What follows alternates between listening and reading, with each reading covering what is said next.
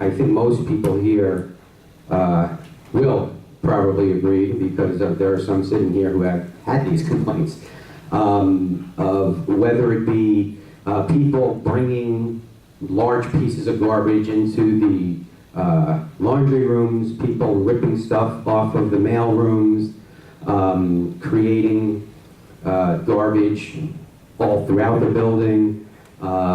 We actually had somebody urinate, or actually number 2, in one of the hallways. We have dogs that are also being allowed to relieve themselves in your hallways.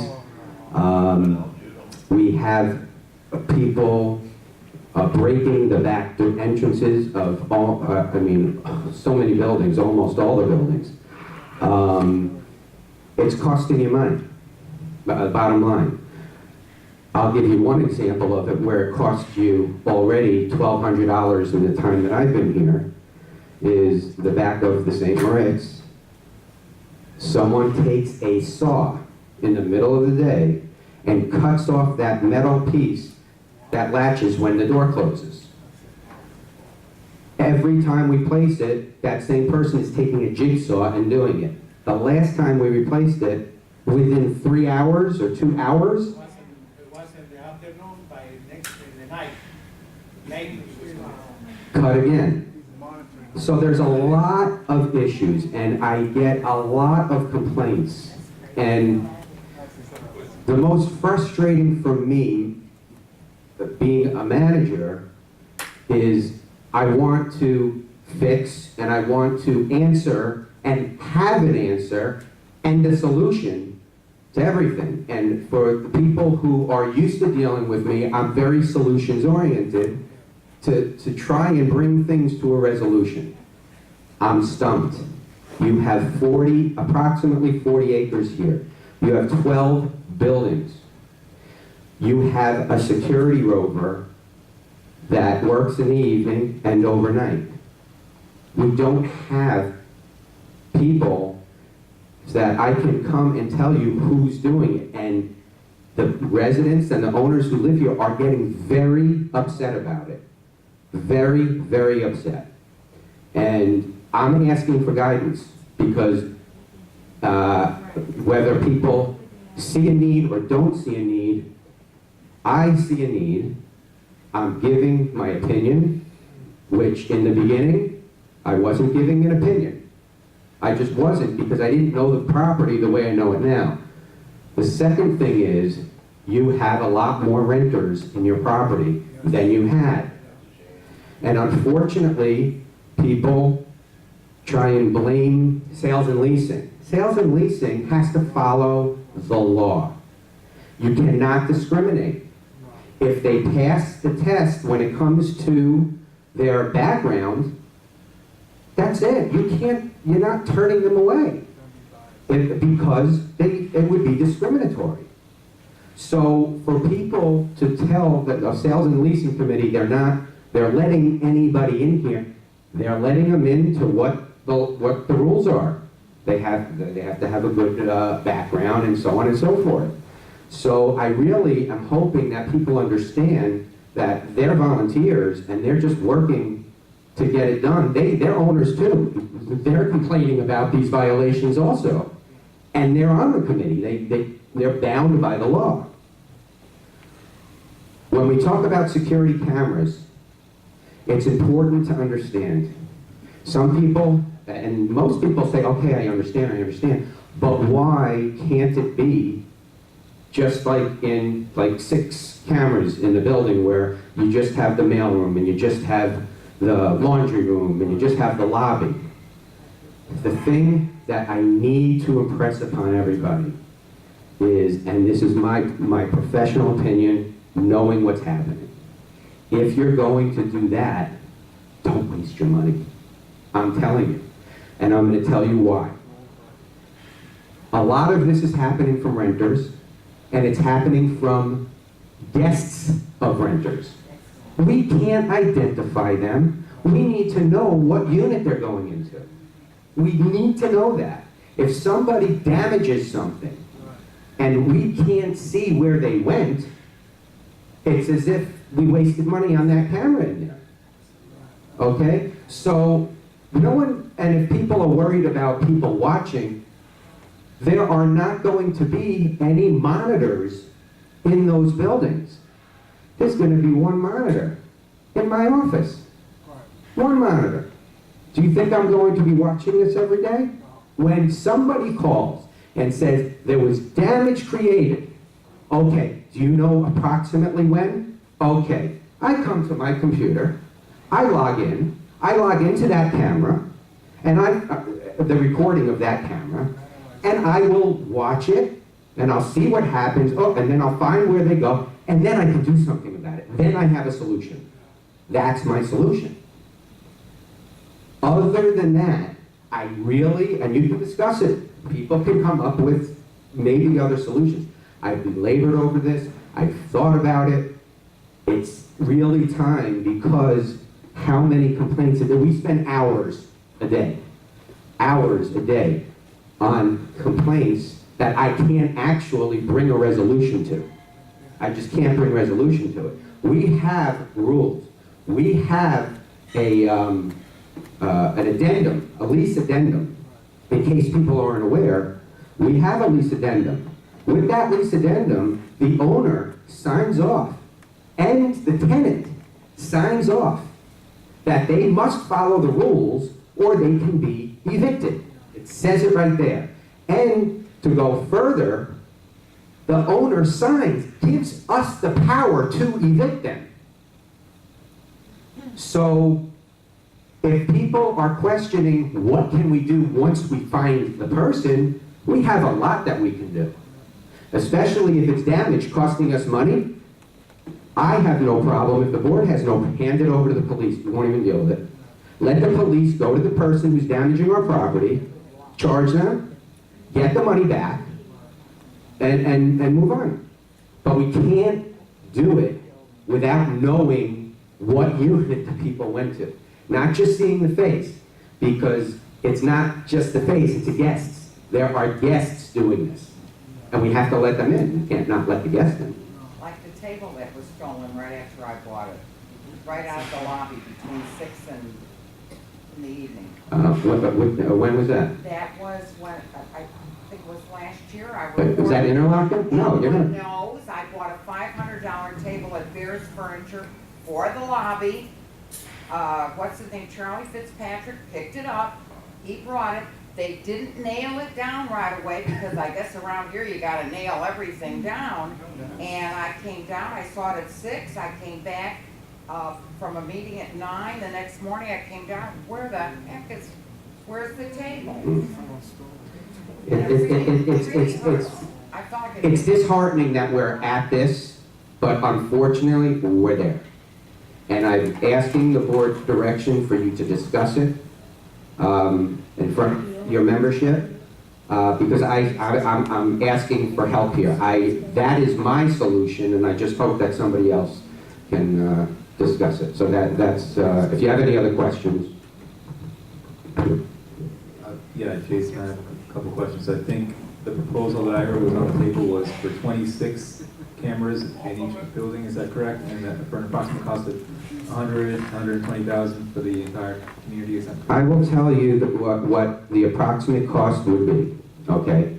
Yes, it's 26 cameras. I'll tell you exactly where those cameras are, and I'll tell you what the cost could approximately be. You have a camera in the lobby, a camera in the mailroom. When you go on the first floor, you'll have a camera at each of the back doors. You will have at each building, the far ends where you exit, you have T's, right? So you're going to have one at that T facing the exit door, one at the other end facing that exit door. Then you're going to have 4 cameras in the hallway. The first hall, you have a hallway, so you can have one at either end facing each other so you can see all the doors. And then after you pass the elevator landing, you have that other long hallway. One is going to face down, and one will be facing from the other end in. On the second floor, you're gonna have the same, you're not gonna have it in the stairwell, so you're gonna have one on either side, two in each side, and one in the laundry room, and one facing the elevator. Same thing on the third floor. One in the laundry room, one facing the elevator, and the ones that are able to capture each unit. Well, we'll be able to capture storage from the elevator camera. Yeah. Cost. I would say it's going to be approximately, I would say $180 to $200 per unit owner. Okay? Per unit owner. Average, depending on the side of your units. I have to average it. All right? My recommendation would be twofold. You would have to go to the membership to pay it. We could do it on credit card. We can even do it over 3 months if you want to do it over 3 months, because the first month we should be able to get the deposit down to pay, and then each month that go forward for the 3 months, you'd be able to complete it.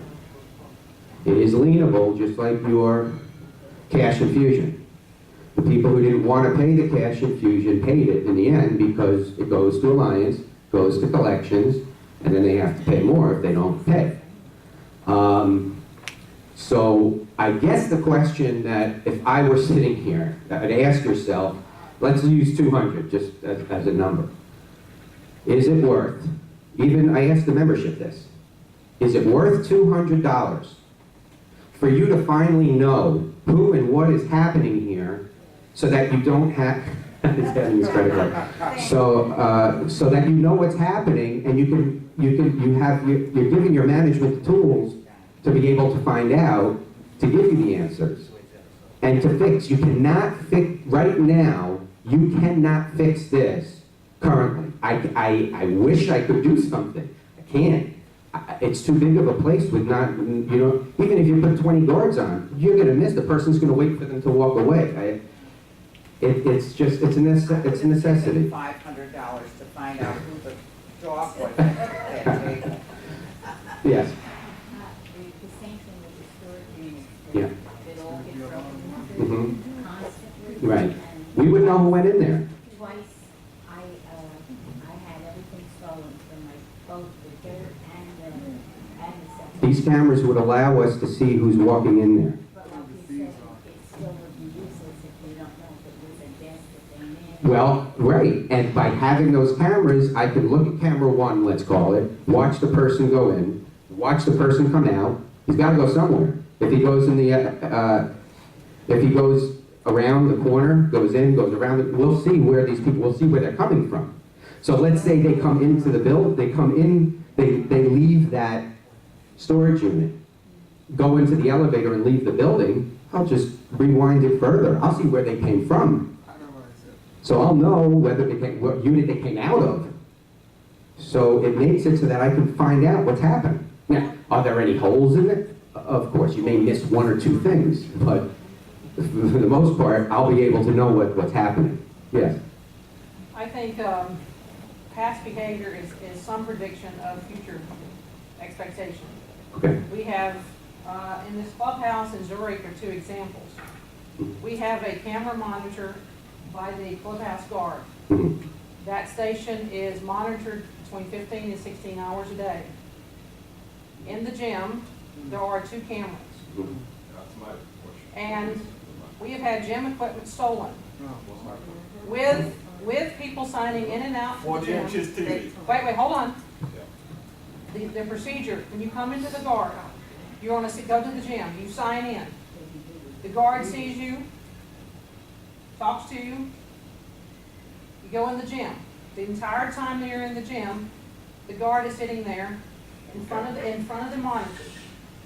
Now, we have had equipment stolen and don't have a clue who got, that's in spite of cameras, a machine that looks like a TV but it's a monitor, and a physical person there 15 to 16 hours a day. Hold on. Okay, now I'm saying. Okay, and the second thing is in Mr. President's building, Zurich, we've had cameras, we have yet to make them work.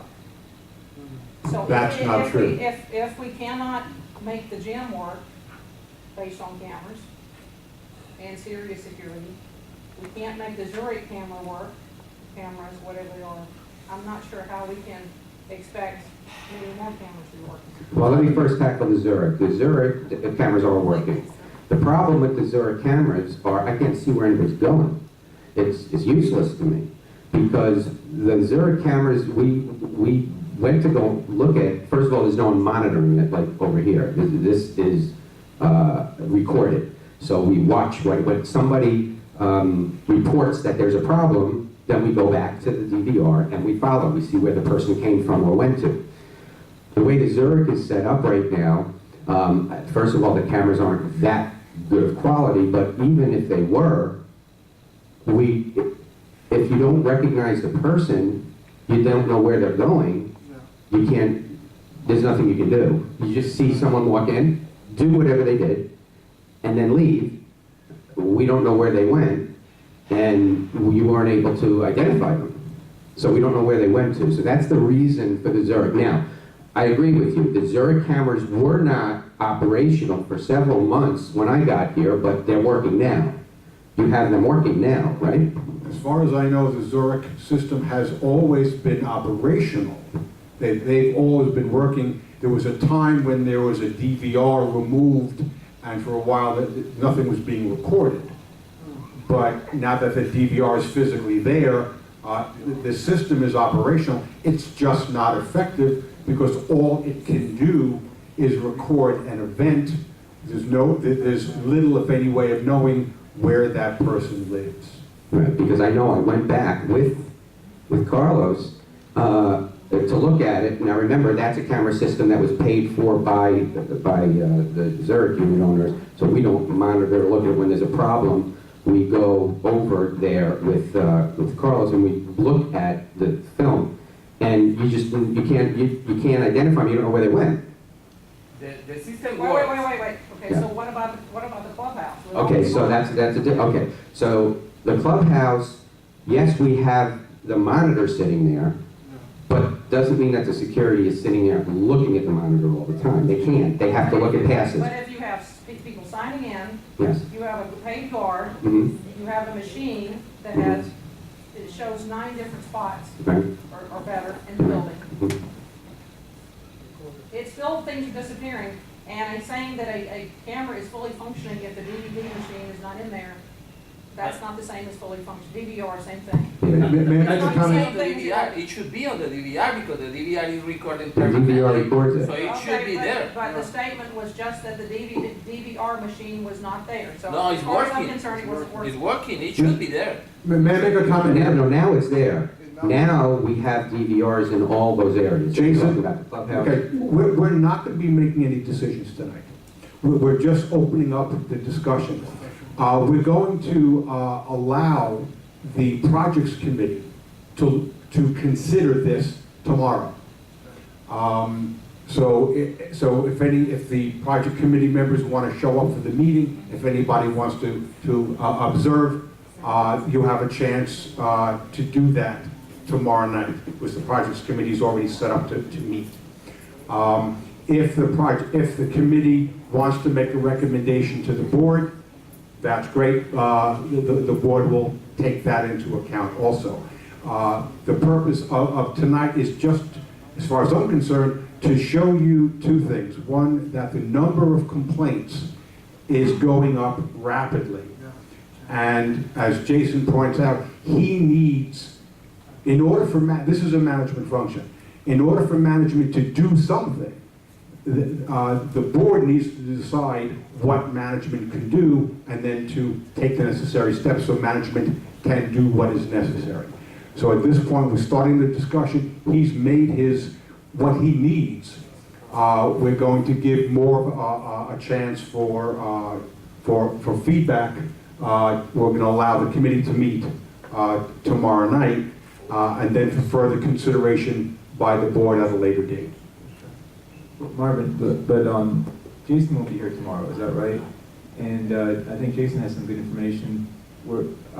Lisa had a very good question that Jason didn't have a chance to completely answer, and I would like to get the answer to that question as to why we haven't been able to get the perpetrators who are doing the violations here in this building with all the cameras that we have here. Okay, well, to answer that, I do know that we went back to the DVR. I know of one time that somebody had talked about weights, a weight being put into somebody's bag. No one had the exact time of when that happened. So what we did was we went back to the DVR and we said for hours and everything. You have to, if you don't have the time or at least some form, it takes a while. When we go through and go through and go through, we didn't see anybody taking anything and putting it in their bag. So it could be that it was behind an area that doesn't show. That was one that I'm aware of. Are you aware of any other one? The one that we look back at the cameras, I'm not aware of anything else. Okay. But if the premise is to be able to see who did it, Yeah. and our history is showing that we can't see who did it, and I think it's a very faulty record. Yes. I was first. Wait, no, No, Frank, I was long time before after she talked. Long time. this lady had her hand up. Ah. I don't want to be too critical about the missing comment. I always talk about them or probably accusing them. Okay. Now, but I believe there is an issue because when you have $40,000 or $50,000 income for 2-bedroom, and I know that people, if they have 4 people on the application, they will combine those income even though they not married. This is an issue. This is an issue. That part of the problem that you should consider. For if it's combined income, they cannot be married people. If they're not married, they cannot use their income. So you have 4 people and you use it for $40,000 or $50,000. That's an issue. And those quality those quality of people will actually affect the living here. It will affect it. Okay. Well, Unless you change those things, you always go after the cause, not after the consequences, not usually after the cause. I see in your behavior. okay, well, that is something that would definitely have to be changed in the docs. So that would have to come through an amendment. So that's something that I would urge the board to think about, what Mr. Knoll said.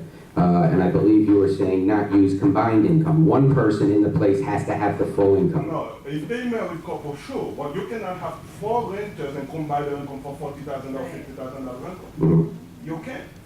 This is low quality people. I thought that was the law. It's a doc. I thought that was the law now, that in our docs now, it's you can. Combined income. Sure. Says it. It's in your docs, so you would have to make amendments to your docs.